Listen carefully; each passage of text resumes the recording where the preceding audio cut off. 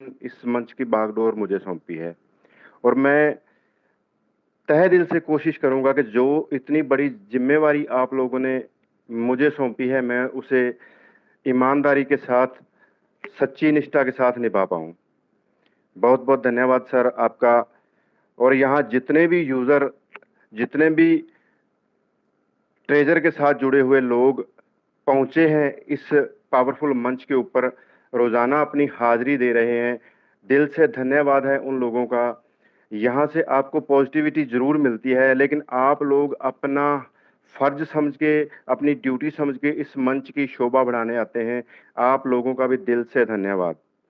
जितने भी लोग यहाँ इकट्ठा होते हैं, रोजाना अपनी बात रखते हैं, या किसी को मौका नहीं मिलता तो सिर्फ सुनते हैं, हर एक शख्स का दिल से धन्यवाद कि एक एक यूजर के साथ इस मंच की शोभा बढ़ रही है, इस मंच की पावर बढ़ रही है। आज प्रेम सर ने मेरी ड्यूटी लगाई है आप लोगों से बात करने की। मैं कोशिश करूंगा कि अपने जितना भी टाइम मुझे मिला है उसके अंदर जो भी बातचीत आप लोगों के सामने रखूं, कहीं भी एक सेकंड के लिए भी आप लोगों को बोरियत महसूस ना हो, आप लोगों को अपने टाइम वैल्यू की वेस्टेज महसूस ना हो। प्रेम सर ने मुझे ब्लॉकचेन के ऊपर, मुझे ब्लाइंड बॉक्स के ऊपर, मुझे टोकन के ऊपर और वाइट पेपर के ऊपर बोलने के लिए कहा है। कोशिश करूंगा मैं वक्त के अंदर सारे टॉपिक रिकवर कर पाऊं, लेकिन उससे भी पहले मैं शुरुआत करना चाहता हूं। जो कुछ तैयारी मैंने कर रखी है, ऐसे क्वेश्चन, ऐसे टॉपिक जो बहुत कम मीटिंग के अंदर जिनके ऊपर बात होती है, लेकिन उन वो सवाल हर यूजर के मन के अंदर है, लेकिन वो सवाल बहुत कम सामने निकल के आता है और उस सवाल का जवाब भी बहुत कम वक्त मिलता है लोगों को, क्योंकि बहुत कम वक्त ये सवाल होता है। शुरुआत करते हैं उस वक्त से जब शुरुआत हुई इन चीजों की। ट्रेजर मेटा टेक्नोलॉजी एक फर्म का नाम है, जिस फर्म ने सपना लिया कि वो क्रिप्टो की फील्ड के अंदर कुछ करके दिखाना चाहती है। उस फर्म के को चलाने वाले लोगों ने वो सपना लिया और सपने को सच करने के लिए उन्होंने मार्केट के अंदर अपना दौरा किया कि किस प्रोडक्ट के अंदर हम काम करके लोगों को अपने साथ जोड़ सकते हैं। उनकी रिसर्च के अंदर निकल के आया कि एनएफटी की मार्केट एक ऐसी मार्केट है जिसके अंदर हम काम करके लोगों को अपने साथ जोड़ के अपना रोड मैप तय कर सकते हैं और अपना फ्यूचर, अपनी फर्म का फ्यूचर तय कर सकते हैं। चीजें जुड़ती गई, माहौल बनता गया, एक प्लेटफॉर्म चूज किया गया जिसका नाम रखा गया ट्रेजर एनएफटी। आप लोगों को रिपीट करना चाहूंगा, ट्रेजर मेटा टेक्नोलॉजी फर्म का नाम है और ट्रेजर एनएफटी प्लेटफॉर्म का नाम है, जो हम लोगों को, जो यूजर को मिला एनएफटी की ट्रेडिंग के लिए। ट्रेजर एनएफटी कोई कंपनी नहीं है, ट्रेजर मेटा टेक्नोलॉजी कंपनी है और ट्रेजर एनएफटी एक प्लेटफॉर्म है उस कंपनी द्वारा जनरेट किया गया, जहां एनएफटी की ट्रेडिंग की जाती है हमारे द्वारा। शुरुआत की कंपनी ने एनएफटी के कुछ होल्डर्स, कुछ ओनर को अपने साथ मिलाया, कुछ एनएफटी के क्रिएटर को अपने साथ मिलाया और अपने उस प्लेटफॉर्म के ऊपर एनएफटी का एक भंडार रखा। उसके बाद कंपनी ने अपने सॉफ्टवेयर की मदद से एनएफटी की मैनुअल ट्रेडिंग शुरू की, लेकिन कुछ टाइम काम करने के बाद कंपनी को यह महसूस हुआ कि एनएफटी की ट्रेडिंग मैनुअल रूप से तो और भी कई वेब एक्सचेंज के ऊपर हो रही है, लेकिन सालों सालों तक भी काम करने के बाद वो एक्सचेंज ज़्यादा यूज़र तक नहीं पहुंच कर पाई हैं।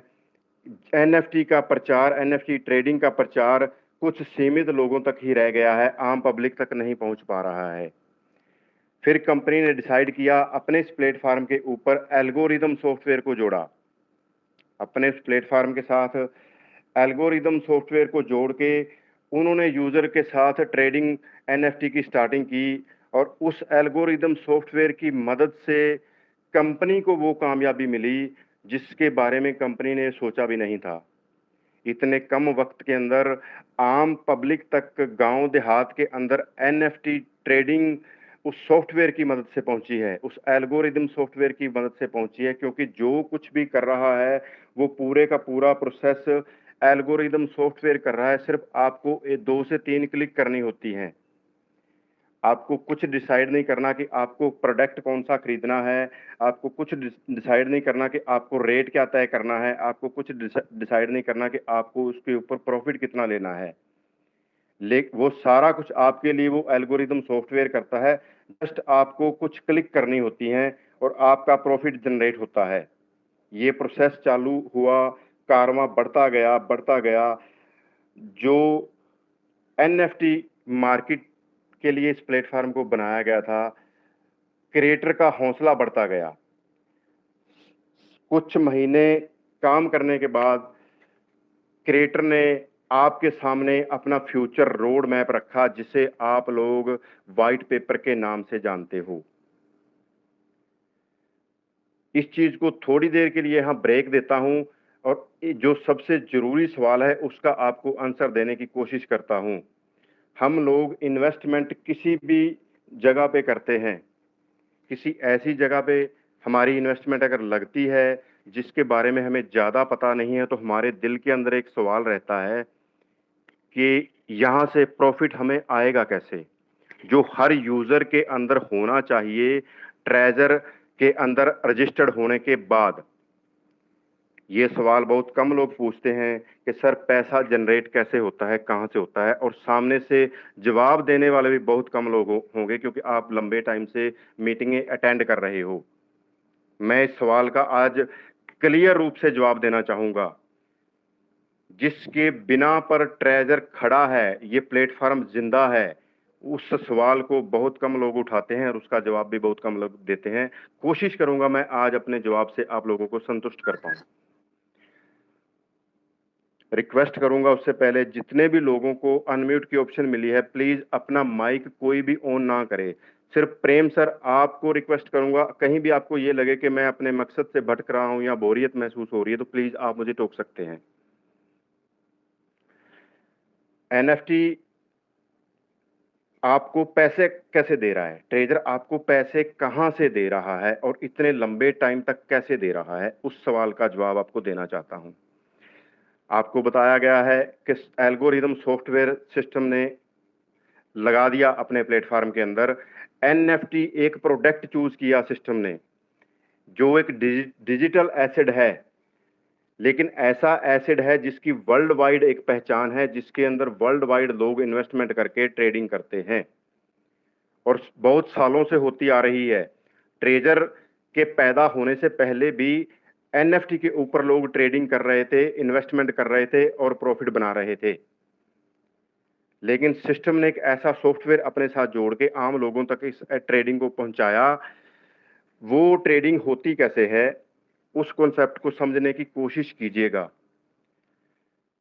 जितनी भी एनएफटी का भंडार है वो ट्रेजर फंड के अंदर है, उस प्लेटफॉर्म के अंदर है। उसे आप एक दुकान मान सकते हो, एक खुली जगह मान सकते हो, जहां वो सारी की सारी एनएफटी पड़ी हुई हैं जो अलग अलग प्राइस की हैं। उनका ओनर, उनका क्रिएटर कोई और है। सिस्टम ने किसी से खरीद रखी हैं, किसी से लीज पर ले रखी हैं, उस टॉपिक पे नहीं जाऊंगा। लेकिन वो सारी की सारी एनएफटी ट्रेजर के अंदर रहती हैं, ट्रेजर के दायरे के अंदर रहती हैं। वहां से जब मैं अपने एल्गोरिदम सॉफ्टवेयर को इजाजत देता हूं अपने फंड के रिकॉर्डिंग उस एनएफटी को ढूंढने के लिए कि मेरे लिए मेरा एल्गोरिदम एक एनएफटी ढूंढ के लाए, तो वो सिस्टम जब मैं उसे कमांड देता हूं तो उस भंडार में से जो मेरा वॉलेट है उसके हिसाब से जो एनएफटी सूट बनती है वो ढूंढ के ला के मेरे सामने कलेक्शन में रखता है। वो एनएफटी का दायरा सिर्फ ट्रेजर का ही दायरा है, पूरी दुनिया की एनएफटी मार्केट का दायरा नहीं है जहां वो एनएफटी पड़ी हुई है। इस बात को समझने की कोशिश कीजिएगा। जब मेरे एल्गोरिदम ने वो मेरे अकाउंट के मुताबिक मेरी एक एनएफटी मेरे कलेक्शन में ला के रख दी, सब लोग सुबह जब अपनी ट्रेडिंग कीजिएगा, रिजर्वेशन कीजिएगा, तो उस बात पे ध्यान दीजिएगा जो अब आपको बताने वाला हूं। जब वो कलेक्शन में एनएफटी पड़ी रहती है, वहां उस एनएफटी का प्राइस होता है ऊपर। वो प्राइस वही प्राइस आपको मिलेगा जितने आपके वॉलेट में से यूएसडीटी कम हो गए हैं, और वही प्राइस उस एनएफटी का डिसाइड हो चुका है। सिस्टम ने उस प्राइस की एनएफटी आपको दी है। जिस भी लेवल की आप रिजर्वेशन कर रहे हो, उस लेवल के हिसाब से आपको एनएफटी मिली है। तो आज का जो अर्निंग आपको मिलेगी, जितनी परसेंटेज आपकी अर्निंग आपके लेवल के रिकॉर्डिंग बनती है, उस अमाउंट के ऊपर मिलेगी जिस अमाउंट की एनएफटी आपके कलेक्शन के अंदर पड़ी हुई है। आपका वॉलेट कितना था उसके ऊपर आपको परसेंटेज नहीं मिलेगी। जितनी एनएफटी, जितने अमाउंट की सिस्टम ने आपके लिए खरीद के रखी है, उस अमाउंट की आपको आज के दिन परसेंटेज मिलने वाली है। लेकिन जब आप ऊपर एनएफटी का रेट देखोगे, उसके नीचे छोटे छोटे बारीक अक्षरों में लिखा रहता है कि जब ये सेल होगी तो इतने यूएसडी प्लस होके सेल होगी। सपोज कीजिए अगर वो एनएफटी 900 यूएसडी की सिस्टम ने मेरे लिए खरीदी है, तो उसके अंदर लिखा मिलेगा कि 50 प्लस 40 प्लस डॉलर भी प्लस होके वो बिकेगी। लेकिन मेरा प्रॉफिट तो 40 प्लस डॉलर नहीं ना बनेगा।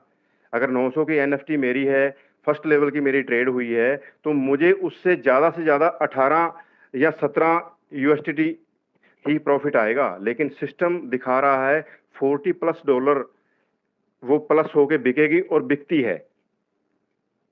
उस रेट को प्लस करके जब मैंने अपने एल्गोरिदम को दोबारा से इजाजत दी कि सेल के लिए अब इस एनएफटी को लेके जाइए, तो वो एनएफटी सिस्टम उस खरीदे हुए रेट में प्लस वो प्रॉफिट किया हुआ रेट प्लस करके उस को बेचने के लिए लेके जाएगा। लेकिन वो बिकेगी कब? जब सामने किसी दूसरे यूजर का एल्गोरिदम उस रेंज की एनएफटी को ढूंढ रहा होगा। जिस रेंज की एनएफटी वो प्लस होके रेट, उस एनएफटी का नया रेट दे दिया मेरे एल्गोरिदम ने, सामने उसके कोई एल्गोरिदम ऐसा आएगा कि उस एनएफटी को बाई कर सके उस रेंज, प्राइस रेंज के अंदर, तभी वो एनएफटी बिकेगी, तभी प्रॉफिट जनरेट होगा और तभी वो प्रॉफिट डिस्ट्रीब्यूट होगा। जैसे ही सामने दूसरा एल्गोरिदम किसी दूसरे यूजर का उस मेरे वाले एल्गोरिदम के सामने आएगा, तो वो तुरंत उसको वो एनएफटी डिलीवर कर देगा और जो प्रॉफिट है उसे तकसीम कर देगा। जितना मेरा परसेंटेज बनता है वो मेरे अकाउंट के अंदर शिफ्ट हो जाएगा। बाकी का पैसा जो एनएफटी ट्रांसफर की गैस फीस वगैरह लगनी है वो कट के बाकी का पैसा सिस्टम में चला जाएगा। सिस्टम आपके साथ, आपकी इन्वेस्टमेंट के साथ प्रॉफिट के अंदर 50% का पार्टनर है। ये कैलकुलेशन आप लोगों ने शायद कभी नहीं की होगी। कोशिश करूंगा सुबह से उस कैलकुलेशन को करने की कोशिश कीजिएगा जब आप अपनी रिजर्वेशन करेंगे। तो उस एनएफटी को पहले मेरे एल्गोरिदम द्वारा खरीदा गया, फिर किसी और एल्गोरिदम द्वारा बेचा गया, लेकिन वो एनएफटी रही कहाँ? उसी ट्रेजर एनएफटी के प्लेटफॉर्म के अंदर ही रही, वो दूसरी मार्केट के अंदर नहीं गई। लेकिन उस एनएफटी का अब रेट चेंज हो चुका है।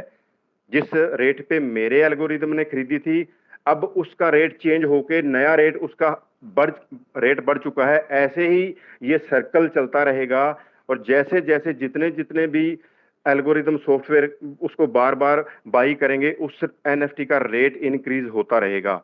लेकिन वो एनएफटी रहेगी कहाँ? ट्रेजर के प्लेटफॉर्म के अंदर ही रहेगी। अब ये सवाल यहाँ उठता है कि अगर ये एनएफटी ट्रेजर के प्लेटफॉर्म के ऊपर ही रहेंगी, तो हमें बताया गया है कि एनएफटी की एक बहुत बड़ी वर्ल्ड की मार्केट है, वहाँ एनएफटी की खरीद बेच होती है। ये तो फिर ट्रेजर ही सारा खेल खेल रहा है इन एनएफटी के साथ, बाहर तो कहीं जा ही नहीं रही। पैसा तो एक यूजर का दूसरे यूजर को ही जा रहा है। ये कब तक चलेगा? लेकिन ऐसा नहीं है। क्यों नहीं है वो आप समझने की कोशिश कीजिएगा। जो एनएफटी ट्रेजर के अंदर रखी हुई है, क्यों रखी गई है? क्योंकि उन एनएफटी की मार्केट वैल्यू बढ़ानी है। उन एनएफटी का जो मार्केट के अंदर डेली सेल परचेज होती है, उसकी रैंकिंग इंक्रीज करनी है। वो कैसे हो रही है? बेशक वो सारी की सारी एनएफटी ट्रेजर के प्लेटफॉर्म के अंदर पड़ी हैं, लेकिन जितनी बार भी उसकी बाई और सेलिंग होगी वो ब्लॉकचेन के थ्रू होगी। वो एल्गोरिदम सॉफ्टवेयर ब्लॉकचेन के थ्रू उन एनएफटी को बेचेगा, खरीदेगा।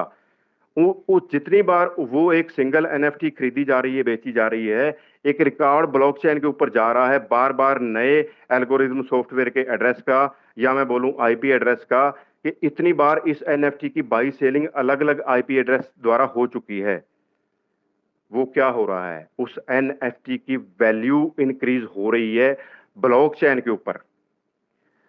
ये सारा सर्कल घूमते घूमते जब उस एनएफटी का प्राइस, चाहे वो $50 से शुरू हुआ हो, चाहे वो $200 से शुरू हुआ हो, चाहे वो $1000 से शुरू हुआ हो, क्योंकि जितने भी एल्गोरिदम हैं सबको लेवल के हिसाब से, बैलेंस, वॉलेट बैलेंस के हिसाब से अलग अलग प्राइस की एनएफटी चाहिए होंगी। बेशुमार एनएफटी ट्रेजर के प्लेटफॉर्म पे पड़ी हैं, एल्गोरिदम उनको ढूंढने की कोशिश करता है। जब आपका नोट 1 आता है उसका मतलब यही होता है कि जो भंडार ट्रेजर के पास एनएफटी का है, आपके एल्गोरिदम को आज आपके अमाउंट की एनएफटी नहीं मिली है, तो आपको आज नोट 1 आ गया है। जैसे जैसे ये रेट इंक्रीज होते रहते हैं, time to time NFT collection system को ऐड करना पड़ता है अपने ट्रेजर भंडार के अंदर, इसीलिए कि आपको नोट 1 कम से कम आए।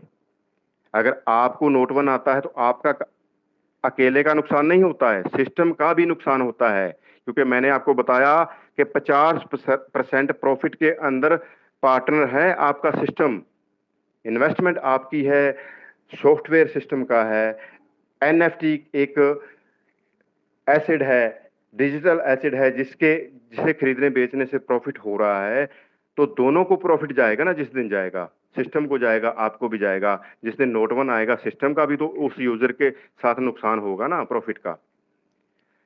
ये सारा सर्कल कंप्लीट होते होते जिस वक्त उस एनएफटी का रेट 50,000 यूएसडीटी को पार कर जाता है, इस चीज को भी थोड़ा गौर से समझिएगा, उस वक्त वो एनएफटी ट्रेजर के लिए काम की नहीं रहती है।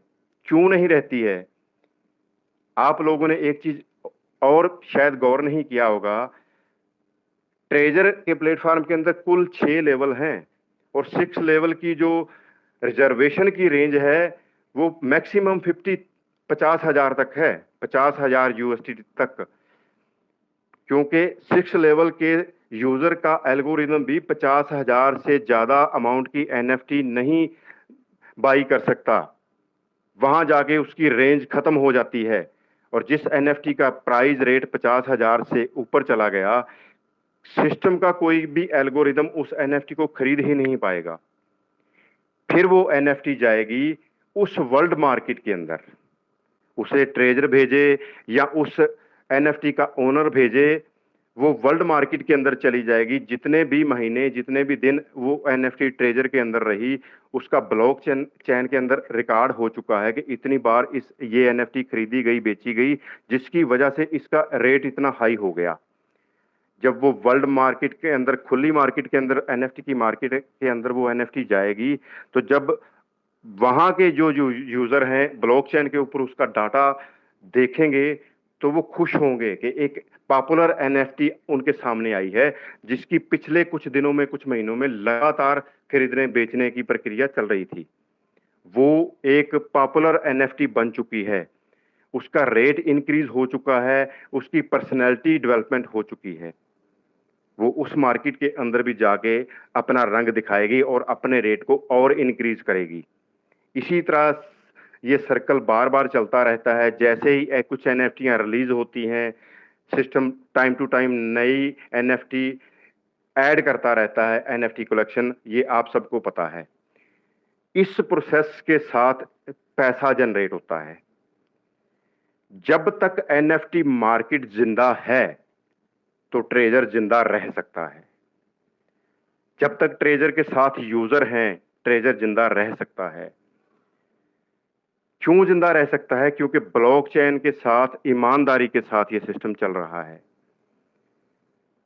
यहां आपको ये बताना चाहूंगा फर्क ट्रेजर का और उन सॉफ्टवेयर का जो दावा करते हैं कि हम ट्रेजर से बेहतर हैं, हम ट्रेजर से डेली का परसेंटेज ज्यादा दे रहे हैं। मैंने आपको साफ बताया, आप में से जो लोग आईटी प्रोफेशन से काम में हैं या ब्लॉकचेन को समझते हैं या क्रिप्टो को समझते हैं, जब चाहें वो इस रिकॉर्ड को चेक कर सकते हैं। हो सकता है थोड़ा बहुत मेरी कैलकुलेशन में, मेरे बोलने में कहीं गलतियां रही हों, लेकिन हूबहू तो नहीं कहूंगा। 80-90% ये सारा कुछ होता है और इस ढंग से होता है। हो सकता है मैं भी इंसान हूं, एक छोटे से गांव में रहता हूं, मेरी रिसर्च या मेरी जो थ्योरी है गलत हो सकती है, लेकिन 100% गलत हो जाए वो नहीं हो सकता।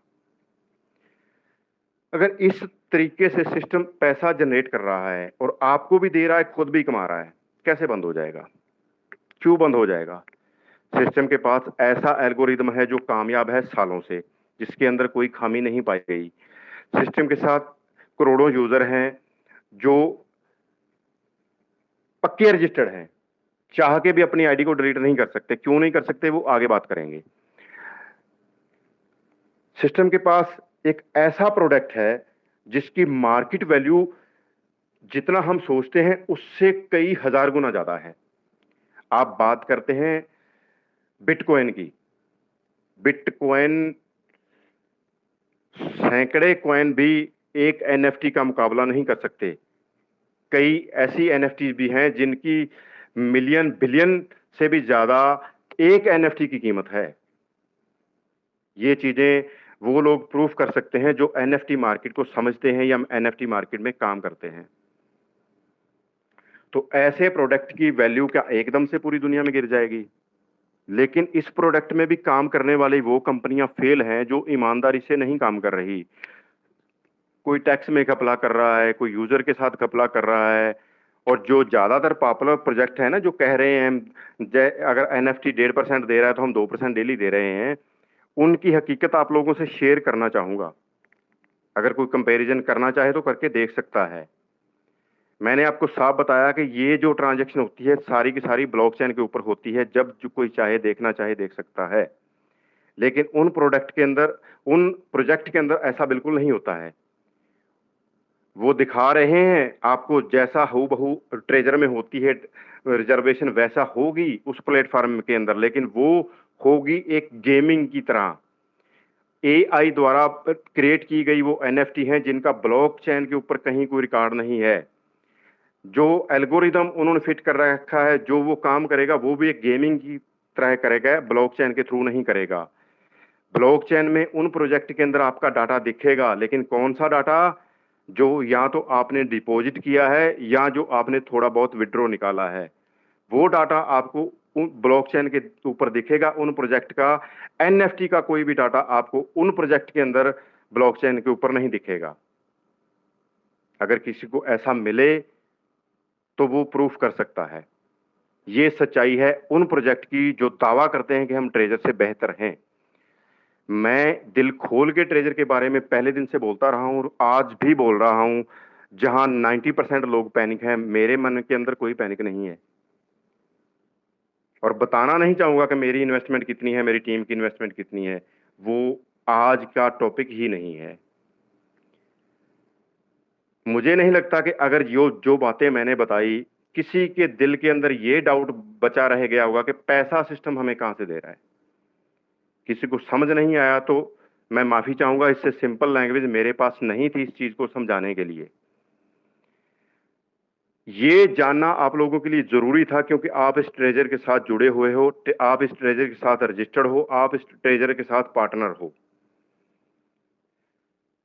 अगर ये आप लोगों का ये सवाल क्लियर हो गया तो थोड़ा आगे बढ़ते हैं। हम बात कर रहे थे व्हाइट पेपर की। जब सिस्टम को रियलाइज हुआ कि अच्छे लोगों का समूह मेरे साथ जुड़ चुका है तो मुझे अपना रोड मैप सबके सामने रखना चाहिए। सिस्टम ने व्हाइट पेपर लॉन्च किया और उसके अंदर अपना फ्यूचर प्लान आपको बताया। प्रेम सर खुद और उनके इस चैनल पे बहुत बार बहुत सीनियर लीडर व्हाइट पेपर के बारे में चर्चा कर चुके हैं, फ्यूचर प्लान पे डिस्कशन कर चुके हैं, आप सबको बता चुके हैं। उसमें से कितना आप लोगों को समझ आया, कैसा समझ आया, आप उससे सुन के आप नेगेटिव हुए, पॉजिटिव हुए, वो आप लोगों का डिसीजन है, आप लोगों की सहनशीलता, आप लोगों की समझ है। थोड़ा और आगे चलते हैं। सिस्टम ने अपने रोड मैप पे चलते हुए मार्च के अंदर 2025 के अंदर अपने लिए एक गोल सेट कर रखा था। मैंने बिल्कुल पहली मीटिंग के अंदर आज से 2 दिन पहले आप लोगों के साथ शेयरिंग की थी कि जो भी कोई फर्म क्रिप्टो के अंदर आती है उसके 3-4 गोल रहते हैं। सबसे पहला उस फर्म का सपना रहता है कि मेरे साथ करोड़ों लोग रजिस्टर्ड हों, मेरी खुद की ब्लॉकचेन हो, मेरा खुद का करेंसी मींस खुद का टोकन हो, मेरा खुद का क्रिप्टो का वॉलेट हो। वो सारे सपने ट्रेजर के ओनर के भी थे या ट्रेजर मेटा कंपनी के भी थे। उन्हीं सपनों को पूरा करने के लिए एक टाइम बाउंड सेट कर रखा था कंपनी ने अपने लिए कि मार्च 2025 के अंदर मेरे पास इतनी कम्युनिटी हो जाएगी, मेरे वॉलेट के अंदर इतना पैसा हो जाएगा, उसके बाद मैं खुद को स्पैक लिस्टिंग के लिए हाजिर करूंगा, स्पैक लिस्टिंग में खुद को प्रेजेंट करूंगा। लेकिन मार्च खत्म होने से पहले कंपनी को रियलाइज हुआ कि जितना फंड मुझे स्पैक लिस्टिंग में शो करने के लिए चाहिए मेरे वॉलेट के अंदर उतना नहीं है। थोड़ी बहुत शायद यूजर की भी कमी हो, जितने यूजर कंपनी को दिखाने थे स्पैक लिस्टिंग के लिए शायद उतने कंपनी के साथ अभी तक ना जुड़ पाए हों। तो उस वक्त कंपनी ने लीगल तरीके से उस फंड को शो करने के लिए एक कॉन्सेप्ट निकाला जिसे आप लोग ब्लाइंड बॉक्स के नाम से जानते हो। कंपनी ने अपने फंड को पूरा करने के लिए स्पैक लिस्टिंग में जाने के लिए उस ब्लाइंड बॉक्स को लॉन्च किया आप लोगों के बीच में। लेकिन धारणा आप लोगों के लिए क्या बनी कि कंपनी ने ब्लाइंड बॉक्स दिया हमारा पैसा हड़प करने के लिए, हमारा पैसा खत्म करने के लिए या हमारे साथ स्कैम करने के लिए। ये धारणा क्यों बनी आप लोगों में? क्योंकि जितने भी लोग ज्वाइनिंग कर चुके थे वो एक दूसरे के कहने से ज्वाइनिंग कर चुके थे। किसी ने कहीं से कुछ देखने, सीखने, सुनने, समझने की कोशिश नहीं की, क्योंकि उस टाइम से पहले जितनी भी ज़ूम मीटिंग होती थी, वहाँ सिर्फ़ और सिर्फ़ प्लान डिस्कस किया जाता था, रटे-रटाए पीडीएफ के बारे में बोला जाता था। टेक्निकल नॉलेज यूज़र को देने की कभी किसी ने ज़रूरत ही नहीं समझी। चाहे कोई इंडिया का फर्स्ट लेवल का भी लीडर था, ना टेक्निकल नॉलेज उन लोगों के खुद के पास थी, ना उन्होंने उसको यूज़र तक डिलीवर करने की कभी कोशिश की। जब माहौल चेंज हुआ तो ये इन चीज़ों की ज़रूरत पड़ी। माहौल चेंज क्यों हुआ, थोड़ी उसके ऊपर बात करते हैं। कंपनी ने ये ब्लाइंड बॉक्स का कॉन्सेप्ट निकाला इस अपनी मंशा को पूरा करने के लिए, अपनी इस ज़रूरत को पूरा करने के लिए। किसी का विड्रॉ नहीं रुकना था, किसी की रिजर्वेशन नहीं रुकनी थी। अगर कंपनी के साथ हादसा ना हुआ होता तो वो हादसा क्या हुआ कि कंपनी 2-3 साल से मार्केट में काम कर रही है, अच्छे यूज़र उन्होंने अपने साथ जोड़ रखे हैं, अच्छा पैसा कंपनी को बन रहा है, यूज़र को बन रहा है। लेकिन जो लोग कंपनी ने यूज़र तक पहुँच करने के लिए नियुक्त कर रखे थे, जिसके अंदर कुछ मैनेजर थे, कुछ ऐसे नेटवर्कर थे, जिन्हें कंपनी ने पाकिस्तानी और इंडियन कम्युनिटी का सिरमौर लीडर बना रखा था, ताकि कंपनी यूज़र की कोई प्रॉब्लम हो तो कंपनी तक पहुंच सके, अगर कंपनी तक का कोई अपडेट हो तो यूज़र तक पहुंच सके। वो लोग अब तक अच्छा काम कर रहे थे, लेकिन कहीं ना कहीं वो लोग एक मंसूबा बना चुके थे, सिस्टम को समझ चुके थे, सिस्टम को जान चुके थे कि इस प्रोजेक्ट के अंदर इतना बड़ा पैसा है, क्यों ना हम सभी लोग मिलके अपना प्रोजेक्ट लॉन्च कर लें। उसके लिए बैकएंड के अंदर उन्होंने तैयारी कर रखी थी, अपने प्रोजेक्ट को तैयार कर रखा था। बस उन्हें एक मौके की तलाश थी कि कोई ऐसा मौका बन जाए जहां हम ट्रेजर को बदनाम कर पाएं। वो मौका किस्मत ने उन्हें दे दिया जब कंपनी ने ब्लाइंड बॉक्स लॉन्च किए। उस मौके का उन्होंने फायदा उठाया। कैसे? आप लोगों को पता है कि विड्रो के ऊपर एक एपीआई कंट्रोल की रहती है। उसका काम क्या रहता है कि कोई व्यक्ति अपने लेवल से ज्यादा विड्रो ना लगा सके। जो रूल विड्रो के बनाए गए हैं उसे कोई यूजर तोड़ ना सके। उदाहरण के लिए जो फर्स्ट लेवल का यूजर है वो 500 से ज्यादा एक टाइम के अंदर 500 यूएसडी से ज्यादा अपना विड्रो नहीं लगा सकता। अगर वो 501 यूएसडीटी का विड्रॉ लगाने की कोशिश करेगा तो उसका विड्रॉ ही नहीं लगेगा। सक्सेस होना ना होना वो दूर की बात है, उसका विड्रॉ ही नहीं लगेगा। लेकिन जब वो उन लोगों ने क्या किया, उस एपीआई कंट्रोल की को हटा दिया, उसके कारण थे, सबसे पहले तो उन्हें अपना बड़ा फंड निकालना था, क्योंकि वो सिस्टम को छोड़ने वाले थे, अपने सिस्टम को लॉन्च करने वाले थे। उस चीज का वो काम करने के लिए उन्होंने उस एपीआई कंट्रोल को हटाया, जिसकी वजह से आप लोगों के भी अनबैलेंस विड्रॉ लगने शुरू हो गए। फर्स्ट लेवल की आईडी का भी 10,000 यूएसडीटी का विड्रॉ लग गया। उससे पहले नहीं लगता था। आप लगाना चाह भी रहे थे तो नहीं लगता था, लेकिन लग गया उस वक्त। यूजर ने समझदारी नहीं दिखाई, यूजर ने भी लालच किया कि जल्दी से जल्दी इस ब्लाइंड बॉक्स का पैसा मैं निकाल लूं।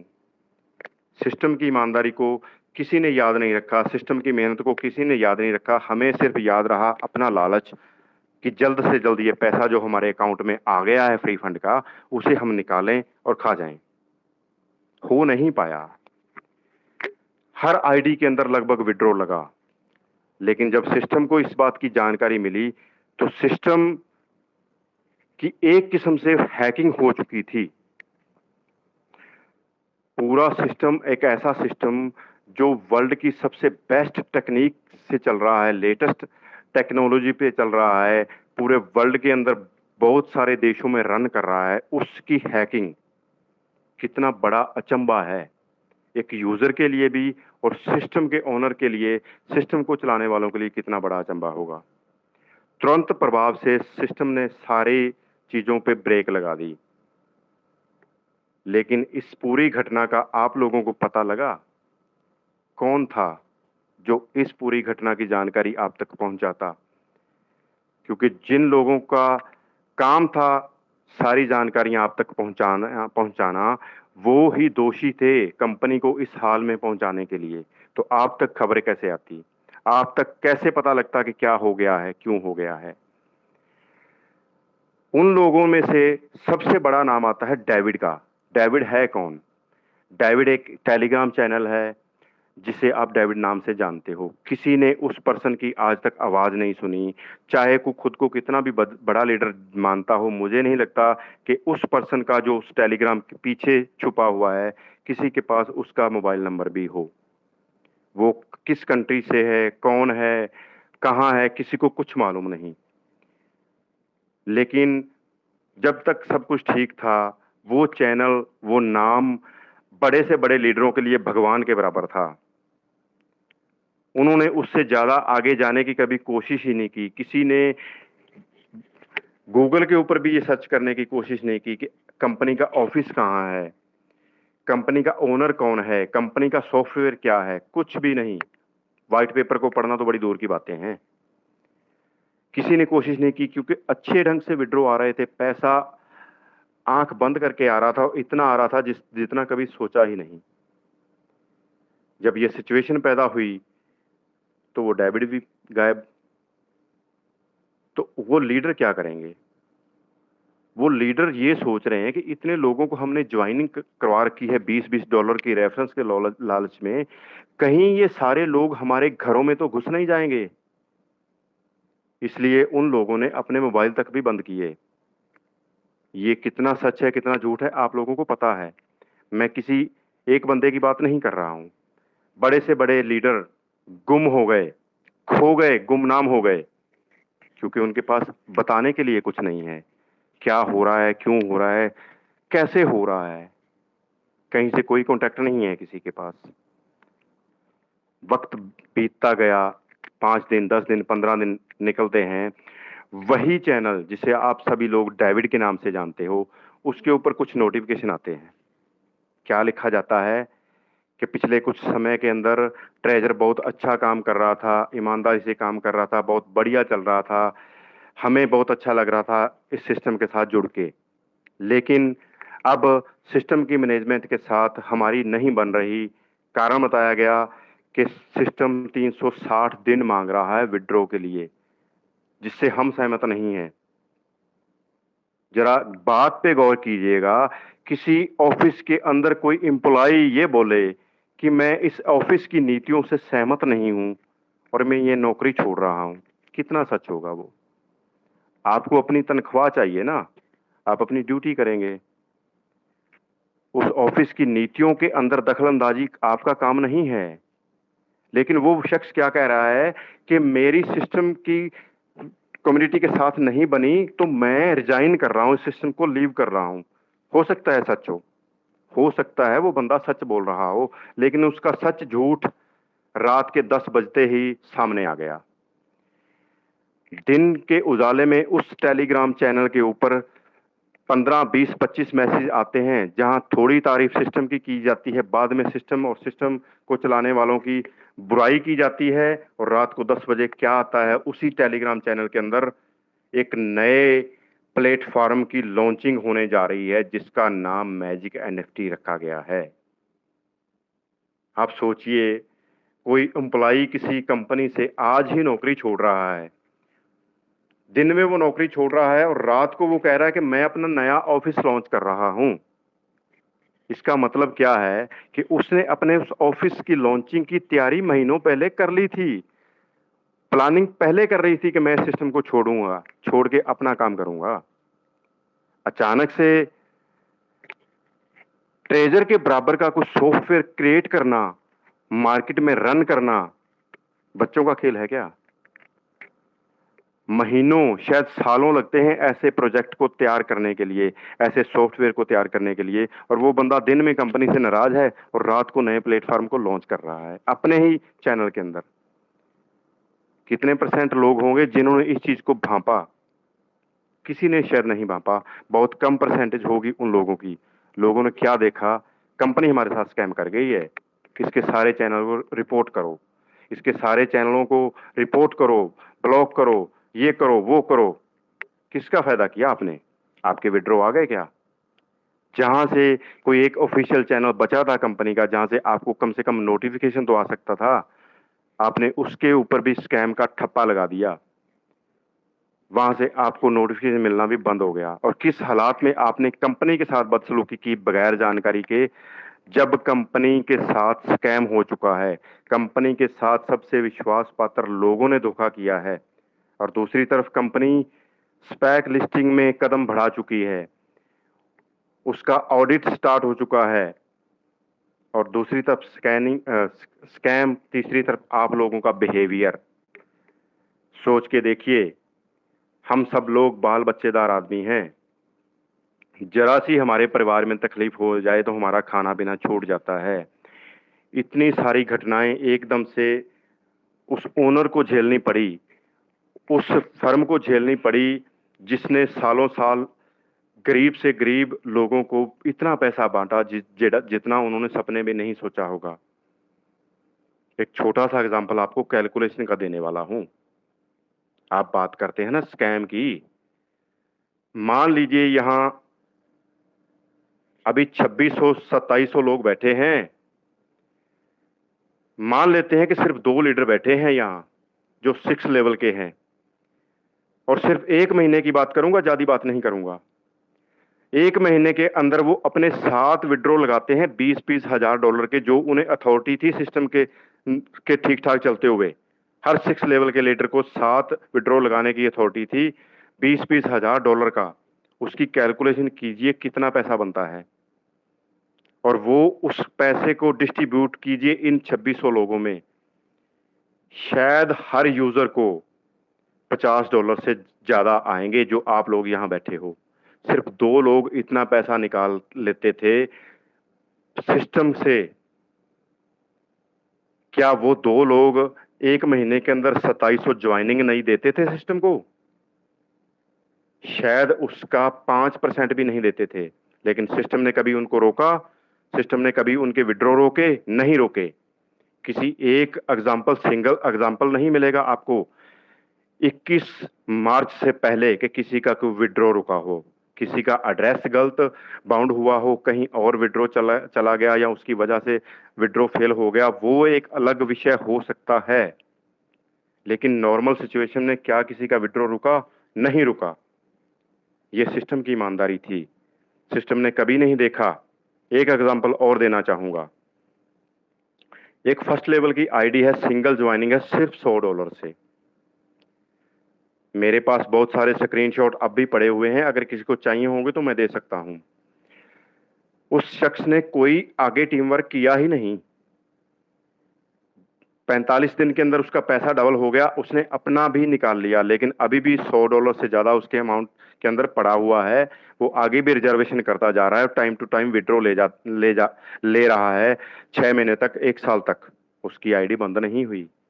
उसने अपनी इन्वेस्टमेंट का 5 गुना 6 गुना भी निकाल लिया। एक एरर भी सिस्टम की तरफ से नहीं आया उसे कि आपको आगे विड्रॉ नहीं मिल सकता। क्यों नहीं आया? अगर सिर्फ काम करने वालों को ही सिस्टम ने कम पैसा देना था, क्या उस यूजर ने कंपनी के लिए कुछ काम किया? नहीं किया। उसके बाद भी उसने 6 गुना पैसा निकाला। सिस्टम ने उसे रोका? नहीं रोका। क्यों नहीं रोका?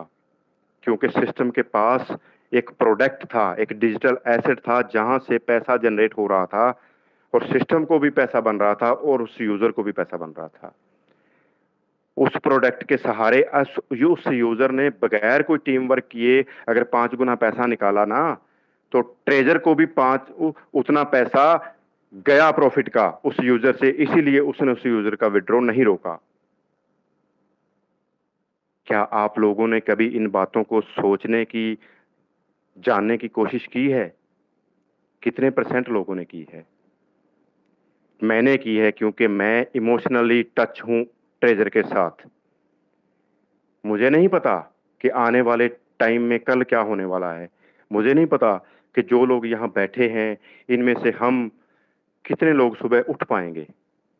ट्रेजर के बारे में बात करना, ट्रेजर आपको विड्रॉ देगा कि नहीं, वो तो फ्यूचर है। सुबह कितने लोग उठ पाएंगे वो भी किसी को नहीं पता। मैं उठ पाऊंगा मुझे नहीं पता। लेकिन बात कर रहे हैं ईमानदारी की, बात कर रहे हैं रूल की, बात कर रहे हैं जो घट रहा है क्यों घटा, लेकिन आप तक नहीं पहुंचा। कसूर आपका भी नहीं है, आपका दोष नहीं है, क्योंकि आप लोग जिन लोगों के साथ जुड़े हुए थे उन लोगों ने ईमानदारी नहीं दिखाई, उन लोगों ने मेहनत नहीं की। ज्यादा नहीं बोलूंगा, ये मेरा टॉपिक नहीं है, ट्रेजर पे ही रहूंगा। ये सब कुछ सिस्टम के साथ घटा, तो सिस्टम को ऐसी चीजें सोचनी पड़ी जो सिस्टम के रोड मैप का हिस्सा नहीं थी। आप आज भी व्हाइट पेपर पढ़ेंगे तो ट्रेजर फंड का उसमें कहीं जिक्र नहीं है।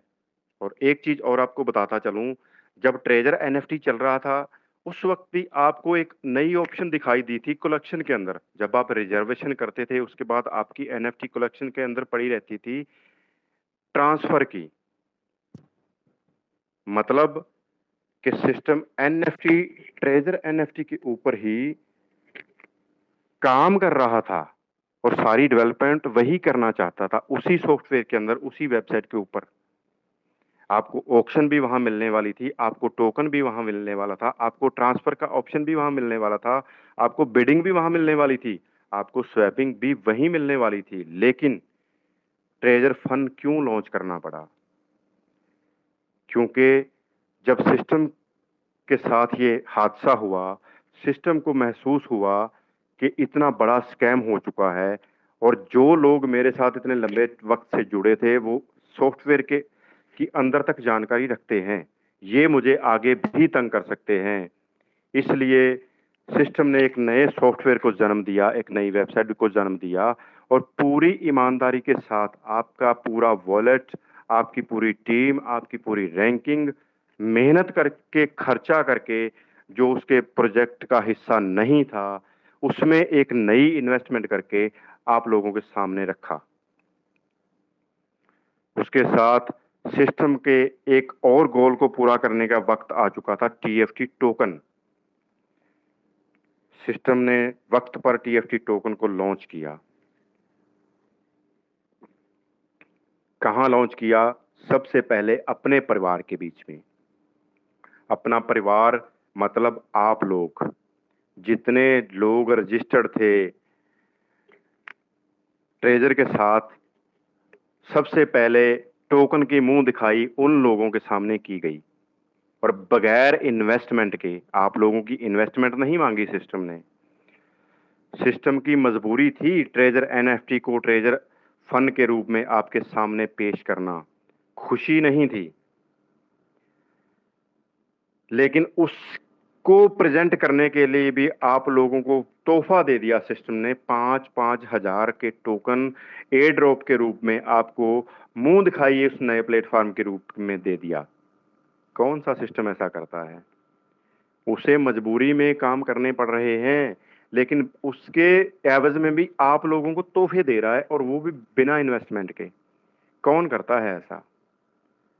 जिसे आपकी जरूरत है, जिसे आपके साथ लंबा चलना है, वही करेगा ना। जिसे आपके साथ फ्रॉड करना था तो वो जब चाहे कर सकता है। 21 मार्च से पहले भी कर सकता था। 21 मार्च के बाद ब्लाइंड बॉक्स में आपको बड़ा अमाउंट आप लोगों के वॉलेट के अंदर आया, लेकिन उसके बदले क्या आप लोगों ने बड़ी इन्वेस्टमेंट करी?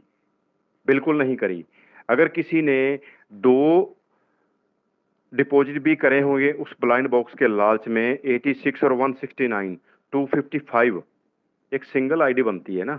एक सिंगल आईडी की इन्वेस्टमेंट करके आपको 10-10 हजार के ब्लाइंड बॉक्स मिल गए, और आज तक वो आपके अमाउंट के साथ चल रहे हैं एनएफटी के रूप में। फिर आप लोगों के मन में ये कैसे आ जाता है कि सिस्टम आपके साथ स्कैम कर रहा है? आप सिस्टम के साथ नहीं खड़े हो पा रहे, आप सिस्टम को पढ़ने की कोशिश नहीं कर पा रहे, आप सिस्टम के दर्द में शामिल होने की कोशिश नहीं कर पा रहे, तो ये गलती सिस्टम की है क्या? थोड़ा और आगे चलते हैं। टोकन आप लोगों को मिल गया, टोकन की मुंह दिखाई हो गई, टोकन के बारे में भी खुली जानकारी सिस्टम ने आपको दी कि मेरे पास कुल क्वांटिटी कितनी है, कितने परसेंट मैं किस ढंग से इन्वेस्ट करूंगा, कितने परसेंट मैं कहाँ बांटूंगा, कितने परसेंट मैं किस कम्युनिटी को दूंगा, सब कुछ डिटेल में सारा लिखा हुआ है। आप लोग जब चाहो फ्री टाइम में पढ़ सकते हो, अगर किसी का शौक हो तो। उसके बाद सिस्टम ने अगला कदम उठाया, अपने परिवार के बाद अपने आसपास में उस टोकन को डिस्ट्रीब्यूट करने की कोशिश की, प्री सेल 1 और प्री सेल 2 में। सिस्टम ने ये बिल्कुल नहीं कहा कि जो मेरे साथ रजिस्टर्ड हैं वो ही उस टोकन को प्री सेल 1-2 में खरीद सकते हैं, और शायद ट्रेजर के साथ जुड़े लोगों ने तो बहुत कम खरीदा। प्री सेल 1 और प्री सेल 2 के अंदर तो शायद बहुत कम लोगों ने खरीदा जो ट्रेजर के साथ जुड़े हुए थे। वो टोकन खरीदा किसने? उन लोगों ने जो क्रिप्टो की समझ रखते हैं, जो इस कंपनी के टोकन की पावर को महसूस करने लग गए। उन्होंने वहां पैसा लगाया, प्री सेल 2 और प्री सेल 1 के अंदर इन्वेस्टमेंट करके उस टोकन को अपने पास होल्ड रखा, और शायद आज तक भी होल्ड पे है। अगला कदम सिस्टम ने टोकन को लेके उठाया कि डिसेंट्रलाइज प्लेटफॉर्म के ऊपर टोकन को लॉन्च किया, क्योंकि अब आसपास के लोगों से टोकन इंडिया लेवल तक पहुंच चुका है। मैं एग्जांपल दे रहा हूं, ये नहीं कह रहा हूं कि सिर्फ इंडिया के अंदर ही लॉन्च हुआ है। एक दायरा आप लोगों को बताने की कोशिश कर रहा हूं। पहले टोकन अपने परिवार में था, फिर अपने आसपास के एरिया में था, अब वो इंडिया लेवल पे पहचान बना चुका है, डिसेंट्रलाइज प्लेटफॉर्म के ऊपर आ चुका है। अब अगला जो टारगेट है कंपनी का, क्रिएटर का, वो है सेंट्रलाइज प्लेटफॉर्म। मतलब उस टोकन की मुंह दिखाई अब वर्ल्ड वाइड होने वाली है, और जब उस टोकन की मुंह दिखाई वर्ल्ड वाइड होगी तो फिर आपके भरोसे टोकन नहीं चलेगा। टोकन उस क्रिप्टो की दुनिया में अपना कदम रख देगा, जहां पहले सैकड़ों टोकन आए और अपनी आवाज बुलंद की, और आज उनमें से बहुत सारे जिंदा हैं, टोकन के रूप में नहीं, कॉइन के रूप में। और फ्यूचर जिसे आज आप टोकन बोल रहे हो, उसे भी बहुत जल्द कॉइन का नाम मिलने वाला है, क्योंकि ये पहला ऐसा प्रोजेक्ट है जिसके साथ करोड़ों लोग रजिस्टर्ड हैं, जो चाहकर भी छोड़ के नहीं जा सकते सिस्टम को। लेकिन नई डेवलपमेंट, नए क्राइटेरिया जो सिस्टम तय कर रहा है, उसके लिए सिस्टम को वक्त लग रहा है। तो आप लोग पैनिक हो रहे हो, आप लोगों को दर्द हो रहा है, लेकिन ये महसूस कीजिए कि सिस्टम को कितना दर्द हो रहा है। सिस्टम की कितनी इन्वेस्टमेंट हो रही है इस पूरी डेवलपमेंट के अंदर? क्या उस डेवलपमेंट के लिए सिस्टम ने आप लोगों से इन्वेस्टमेंट मांगी? बिल्कुल नहीं मांगी कि यहाँ इन्वेस्ट करो, यहाँ $50 की इन्वेस्टमेंट दो, ये करो, वो कौन लोग बता रहे हैं आपको? वो आपके सीनियर, आपके लीडर बता रहे हैं ना, अपनी-अपनी थ्योरी लड़ा रहे हैं। कोई कह रहा है लगाना ज़रूरी है, आपकी आईडी बंद हो जाएगी, कोई कह रहा है मत लगाइए, कोई कह रहा है आप टोकन खरीदिए, कोई कह रहा है आप अपनी रिज़र्वेशन कीजिए, पता नहीं क्या-क्या। मैं नहीं कहूँगा कोई गलत है, सब लोग अपनी-अपनी थ्योरी के हिसाब से आपको बता रहे हैं। कोई उनके किसी के कहने पे इन्वेस्टमेंट कर रहा है, कोई नहीं कर रहा है। सिस्टम अपनी राह पे अपना काम कर रहा है, हर दुख तकलीफ को झेलते हुए। टोकन बहुत जल्द सेंट्रलाइज़्ड प्लेटफ़ॉर्म पे भी आने वाला है, लेकिन उससे पहले हम लोगों को सिस्टम ने क्या दे दिया?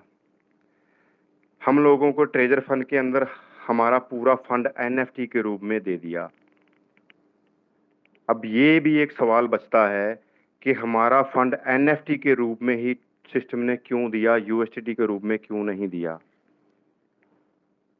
उसका भी कारण है। क्या कारण है कि जो वॉलेट, जिस वॉलेट के अंदर हमारा पूरा यूएसडीटी पड़ा हुआ था सिस्टम के वॉलेट के अंदर, वो वॉलेट जुड़ चुका था स्पैक लिस्टिंग के अंदर। सिस्टम ने स्पैक लिस्टिंग में अपने कदम रख दिए थे, तो ऑडिट चल रहा था सिस्टम का, इसलिए उस वॉलेट में से ट्रांजैक्शन नहीं की जा सकती थी। लेकिन आप लोगों को अपने साथ रखना था ईमानदारी के साथ, तो सिस्टम ने ये कॉन्सेप्ट निकाला कि मैं जो एनएफटी मेरा प्रोडक्ट है, उस प्रोडक्ट के रूप में मैं अपने यूज़र को वो सारा फंड नए प्लेटफ़ॉर्म के अंदर शिफ्ट कर दूँ। अगर कंपनी के साथ ये इतना बड़ा स्कैम नहीं हुआ होता, तो कंपनी को ये झमेला नहीं करना पड़ता। बिल्कुल भी नहीं करना पड़ता, क्योंकि कंपनी वक्त से पहले अपना फंड अलग से रखती, जो जिसमें आपको रिजर्वेशन आपकी चलती रहती और आपके विड्रॉ नॉर्मल चलते रहते। पॉसिबल है, शायद पॉसिबल होता कि आपके विड्रॉ की जो लिमिट थी वो कम कर दी जाती, लेकिन आपके विड्रॉ नहीं रुकते अगर कंपनी के साथ स्कैम ना हुआ होता तो। अब कंपनी ने एनएफटी के रूप में आप लोगों को फंड तो दे दिया, लेकिन वो भी कंपनी के लिए सिरदर्द बना। कैसे बना? क्योंकि इतनी सारी वो एनएफटी एकदम से सारी होल्डिंग पे चली गई। अब जितनी एनएफटी मेरे अकाउंट के अंदर पड़ी हुई हैं, क्या कोई दूसरा एल्गोरिदम उन्हें उठा सकता है? जब किसी दूसरे एल्गोरिदम की रिजर्वेशन के लिए कोई यूज़र क्लिक करेगा, तो जो एनएफटी मेरे स्टेक के अंदर होल्ड पे चली गई हैं, क्या उसे वो एल्गोरिदम उठा पाएगा? नहीं उठा पाएगा। उसके लिए सिस्टम को और इन्वेस्टमेंट करनी पड़ेगी, रिजर्वेशन के लिए आपको एनएफटी देने के लिए। दूसरी, वो एनएफटी पहले आम यूज़र क्या कर रहे थे, 1 एनएफटी की स्टेक ले रहे थे, 2 एनएफटी की स्टेक ले रहे थे, अपने यूएसडीटी को यूज़ करके उसके ऊपर अर्निंग ले रहे थे, जिन लोगों को स्टेकिंग की नॉलेज थी। लेकिन अब क्या हो रहा है, सबके अकाउंट के अंदर एनएफटी पड़ी हैं, तो हर एक अकाउंट के अंदर स्टेकिंग लगी हुई है। स्टेकिंग लगी हुई है और 1-1 महीने की लगी हुई है। रिजर्वेशन के अंदर क्या हो रहा था, डेली वो एनएफटी बाई सेल हो रही थी, डेली सिस्टम को भी अर्निंग हो रही थी। लेकिन अब वो सारी की सारी एनएफटी होल्ड पे चली गई। अगर 1 महीने के स्टेक के ऊपर वो एनएफटी लगती है, तो सिस्टम को तो 1 दिन ही की अर्निंग जाएगी ना उससे। बाकी अर्निंग तो सिस्टम आपको दे रहा है ना। वो ब्लॉकचेन से आपको अब एनएफटी अर्निंग नहीं दे रही है, जो स्टेक के अंदर दे रही है, वो सिस्टम अपनी तरफ से दे रहा है। क्योंकि सिस्टम को आप लोगों को अपने साथ रखना है। तो जहाँ सिस्टम को सिर्फ 1 एनएफटी के ऊपर आपको अर्निंग देनी थी, अब सिस्टम को 6-6 एनएफटी के ऊपर आपको अर्निंग देनी पड़ रही है। तो सिस्टम के ऊपर कितना ज़्यादा बोझ पड़ गया है उस चीज़ का। तो इसलिए उस एनएफटी से भी जल्द से जल्द सिस्टम पीछा छुड़ाने की कोशिश कर रहा है। जल्द से जल्द आप लोगों के बीच में ऑक्शन को लॉन्च करने की कोशिश कर रहा है। लेकिन ऑक्शन लॉन्च क्यों नहीं हो रही, ये तो हम बात कर सकते हैं। लेकिन उस ऑक्शन को लॉन्च करने के लिए सॉफ्टवेयर के अंदर क्या क्या चेंजिंग करने हैं, किस प्रकार का रोड मैप तैयार करना है, किस प्रकार की डेवलपमेंट की ज़रूरत है, उसका हम लोगों को कोई अंदाज़ा नहीं है। और उसके ऊपर कितनी इन्वेस्टमेंट होने वाली है, उसका भी हम लोगों को कोई अंदाज़ा नहीं है। लेकिन हम लोग यहाँ रोज़ पूछते हैं, सर ऑक्शन कब तक लॉन्च होगा? क्या उस ऑक्शन को लॉन्च करने के लिए हमारी जेब से कुछ पैसा लग रहा है क्या? हमें तो सिस्टम ने हाथ जोड़ के यही बोला है ना कि प्लीज़ मैं आप लोगों के साथ हूँ, बस इंतज़ार कीजिए, सब कुछ ठीक करने का मुझे वक़्त दीजिए। हमें हम इतने अच्छे इंसान हैं, हमारे पास सिस्टम को वो वक़्त देने का भी वक़्त नहीं है। हम इतने अच्छे इंसान हैं। जिस सिस्टम ने किसी रेडी वाले को, किसी साइकिल वाले को, किसी भी छोटे से छोटे इंसान को शायद करोड़ों रुपया भी दे दिया होगा। बहुत सारे लोगों की पहचान गुमनाम है। क्या सिस्टम ने जब पैसा बाँटा, तो सिस्टम ने ये देखा कि ये अमीर है इसको दूँ, ये गरीब है इसको ना दूँ, ये यूज़र ज़्यादा काम कर रहा है इसको ज़्यादा दूँ, ये कम काम कर रहा है इसको कम दूँ? नहीं ना। सिस्टम के रूल के हिसाब से जिसने जैसा चला, सिस्टम ने उसको वैसा पैसा दिया और सालों तक दिया। उसके बाद भी आज बातें क्या हो रही हैं, वही लोग कहीं और बैठे हैं, किसी और प्रोजेक्ट की बात कर रहे हैं। इस प्रोजेक्ट के लिए ज़ूम करने का उनके पास वक़्त नहीं है, इस प्रोजेक्ट के लिए लोगों को बताने के लिए उनके पास वक़्त नहीं है, लेकिन दूसरे प्रोजेक्ट की ज़ूम भी करेंगे, आप एडवर्टाइज़मेंट भी करेंगे, पता नहीं क्या-क्या। मेरा ये कॉन्सेप्ट नहीं है, बैक टू मैं अपने टॉपिक के ऊपर रहना चाहता हूँ। अब इतनी सब कुछ हो रहा है, एक सवाल का जवाब आप लोगों से चाहूँगा, अपने-अपने दिल में उसका जवाब ढूँढिएगा। जब 2-3 सालों तक ट्रेज़र ने आपको पैसा दिया, कब? जब ट्रेज़र के पास अपनी ब्लॉकचेन नहीं है, जब ट्रेज़र किसी और करेंसी के ऊपर गैस फ़ीस पे कर रहा है खुद भी, हम तो कर ही रहे हैं। जब ट्रेज़र हमें विथड्रॉ देता है, तो वो भी तो ट्रांज़ैक्शन करता है, उसे भी तो गैस फ़ीस पे करनी पड़ती है ना? उसे भी गैस फ़ीस बीएनबी में ही पे करनी पड़ती है बाइनेंस को। और पैसा कब दिया? जब सिस्टम किसी थर्ड पर्सन की करेंसी को यूज़ कर रहा है।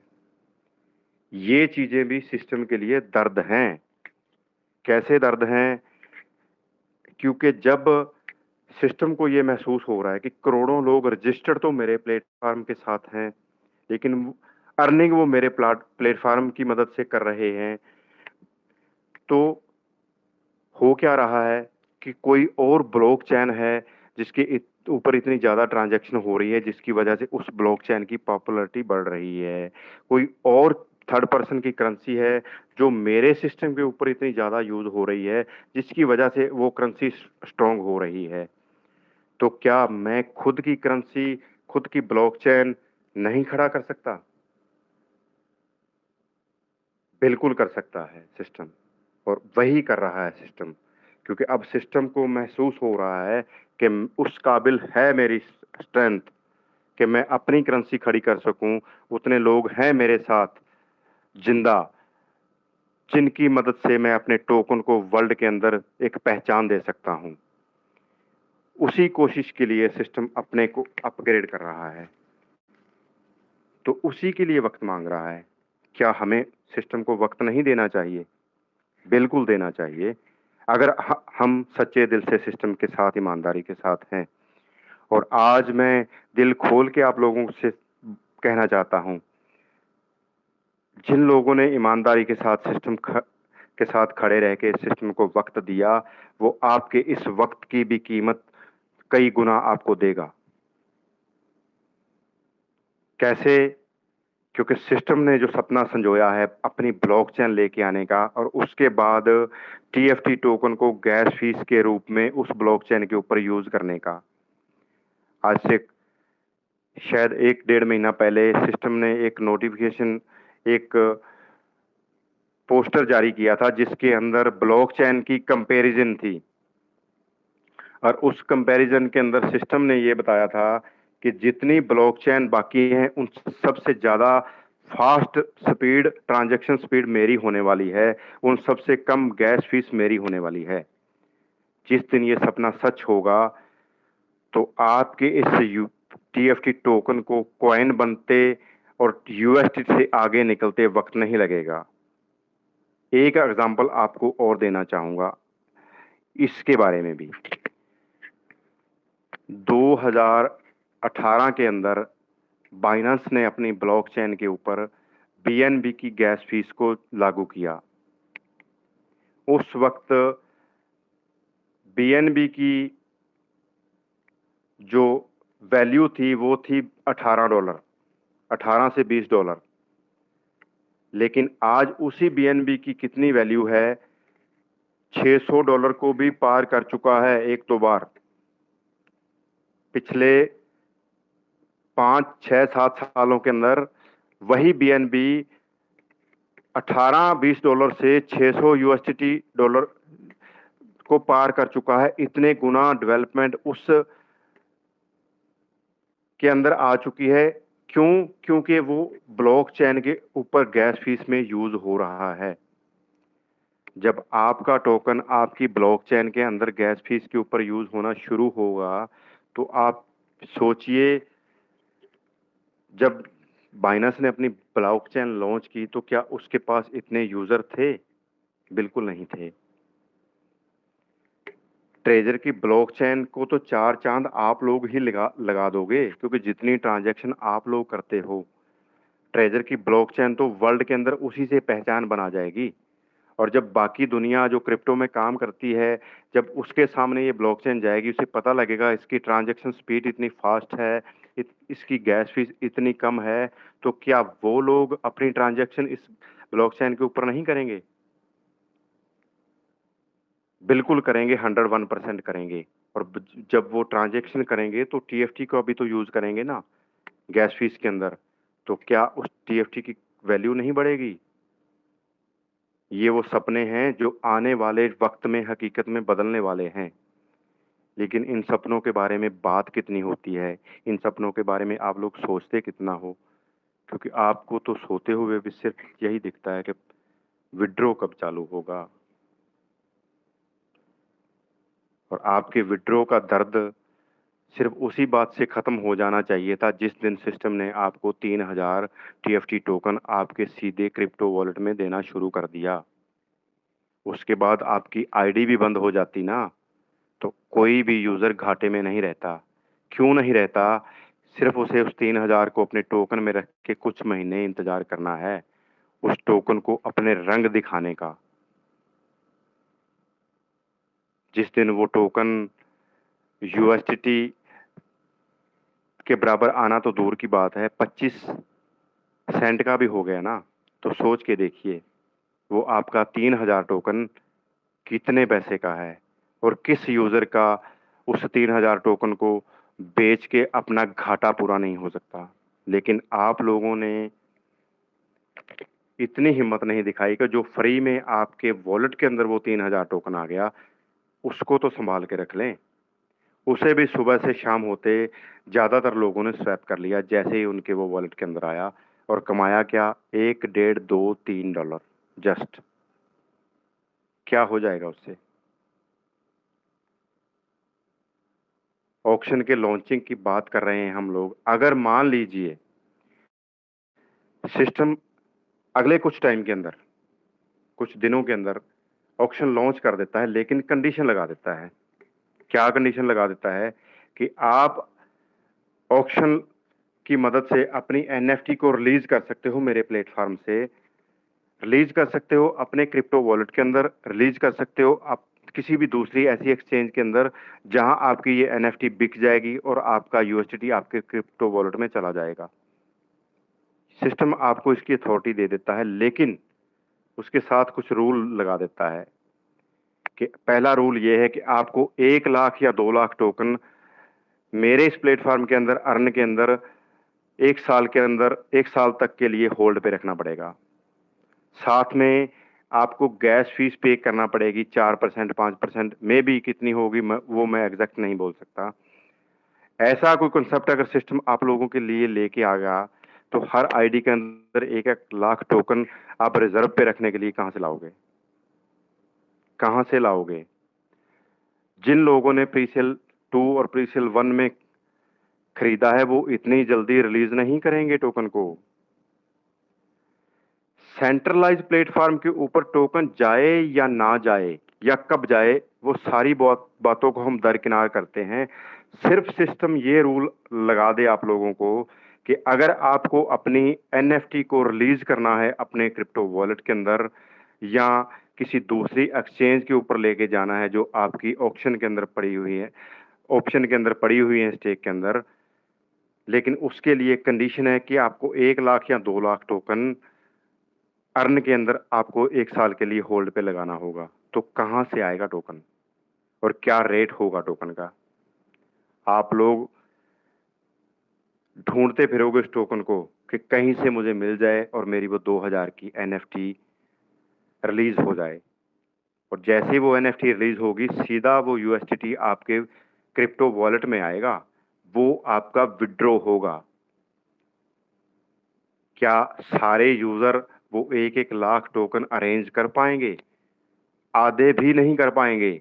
जिन लोगों ने मिट्टी के भाव उस 3000 टोकन को बेच दिया, उनमें से आधे यूजर भी वो टोकन ही अरेंज नहीं कर पाएंगे अपनी एनएफटी को रिलीज करने के लिए। तो सोचिए दिनों के अंदर उस टोकन की वैल्यू कहां चली जाएगी। ये बात मैं अक्सर बोलता हूं कि टोकन का रेट इंक्रीज करना हमारे हाथ में बिल्कुल नहीं है। कंपनी रातों रात चाहे तो कर सकती है और करेगी। करेगी क्यों बोल रहा हूं, इसका भी कारण है। टीएफटी टोकन का जो कॉन्ट्रैक्ट का सिक्योरिटी, जो कॉन्ट्रैक्ट सिक्योरिटी है, आप लोग उसे पढ़ के देखिएगा और उसकी कंपैरिजन कीजिएगा यूएसडीटी के कॉन्ट्रैक्ट सिक्योरिटी के साथ। एक भी अक्षर का आपको फर्क नहीं मिलेगा। उस लेवल की इस टोकन की कॉन्ट्रैक्ट सिक्योरिटी बनाई गई है। सिस्टम पहले ही सोच के बैठा है कि मुझे टक्कर देनी है बाइनांस जैसी बड़ी एक्सचेंज को, ओकेएक्स जैसी बड़ी एक्सचेंज को मुझे टक्कर देनी है अपने इस टोकन की मदद से यूएसडीटी को। सिस्टम उस बात की तैयारी कर चुका है, लेकिन क्या आप तैयार हैं उस सपने को सच होता देखने के लिए? और जरा ये सोचिए, जिस दिन ये सपने सच होंगे तो जो लीडर झोला टांगे घूम रहे हैं और प्रोजेक्ट के, उनका क्या होगा? नंगे पांव आएंगे, सर झुका के ट्रेजर की आईडी को ओपन करेंगे। दूसरा, कोई भी ऐसा प्रोजेक्ट मार्केट में बचेगा ही नहीं। आप सब जानते हो जब ट्रेजर एनएफटी पूरे शबाब पे था तो बड़े बड़े फ्रॉड प्रोजेक्ट के ऊपर ताले लगा दिए सिस्टम की पावर ने। क्या सिस्टम दोबारा नहीं कर सकता? उससे भी दुगनी पावर के साथ कर सकता है। ये चीजें महसूस की जा सकती हैं, ये चीजें समझी जा सकती हैं, लेकिन उसके लिए होना क्या चाहिए? दृढ़ संकल्प होना चाहिए कि मैं जो कर रहा हूं वो ठीक है। पिछले 1 से 1.5 घंटे से मैं आपके सामने बोल रहा हूं। शायद आगे भी मुझे यहां बोलने का मौका मिले। अगर मेरी कही हुई बातें आप लोगों को अच्छी लगें तो। लेकिन उसके साथ साथ जो बातें मैंने आज यहां आप लोगों के सामने बोली हैं, उनका झूठ सच भी आप लोग चाहें तो रख सकते हैं पूरी कम्युनिटी के सामने। हो सकता है मुझसे गलतियां रही हों। मैं नहीं कहूंगा कि जो मैं बोल रहा हूं हूबहू वैसा हो रहा था या हो रहा है या होगा ही। लेकिन जो मेरी थ्योरी है, जो मेरी रिसर्च है, उसके हिसाब से जो मुझे महसूस हो रहा है, जो मैंने महसूस किया है, वो आपके साथ शेयर किया है। बहुत सारी शेयरिंग बाकी है, लेकिन एक दिन के अंदर सब कुछ बोल पाना संभव नहीं है। एक दिन के अंदर सब कुछ समझा पाना संभव नहीं है। बहुत सारी ऐसी बातें हैं जो याद नहीं रहती। और मैं आप लोगों को अपनी एक सबसे बड़ी कमजोरी बताऊं कि मैं इमोशनली फूल इंसान हूं। अभी मैं आप लोगों से बात कर रहा हूं, कितने लंबे टाइम से मैंने घड़ी नहीं देखी। मैंने पिछले 1 घंटे 1.5 घंटे में क्या कुछ बोला, शायद मुझे सुबह याद भी नहीं रहेगा। लेकिन वो बोला जो मेरी अंतर आत्मा महसूस कर रही है। सही गलत आप लोगों को डिसाइड करना है। आज के लिए इतना ही। इतनी देर मुझे बर्दाश्त करने के लिए आप सब दोस्तों का दिल से धन्यवाद। और सबसे ज़्यादा धन्यवाद इस महान प्लेटफार्म का, जिसने मुझे ये पहचान दी, मुझे ये मौका दिया कि मैं ये बातें आप लोगों के साथ रख सकूं। और दिल से धन्यवाद Prem sir, Pradeep sir, Sundarlal sir, David sir, Shyamlal sir और भी जिस सभी सीनियर लीडर के उन्होंने मुझे मौका दिया आज के इस सेशन को हैंडल करने का। परमात्मा जानता है कि मैं उस कोशिश में कितना सफल हो पाया हूं। बहुत बहुत धन्यवाद सभी दोस्तों का। नमस्कार। Thank you, thank you, thank you sir, thank you. बहुत अच्छे तरीके से सारी चीज़ें आपने रिकवर करी। Thank you sir, thank you so much. बहुत अच्छे तरीके से सारी चीज़ें रिकवर करी। अगर अभी भी किसी का कोई भी क्वेश्चन है किसी भी चीज़ को लेके, वो लास्ट के अंदर रख सकता है। 1-2 क्वेश्चन ले लेंगे। बाकी मैं प्रदीप सर को इनवाइट करता हूँ। Welcome Pradeep sir, most welcome.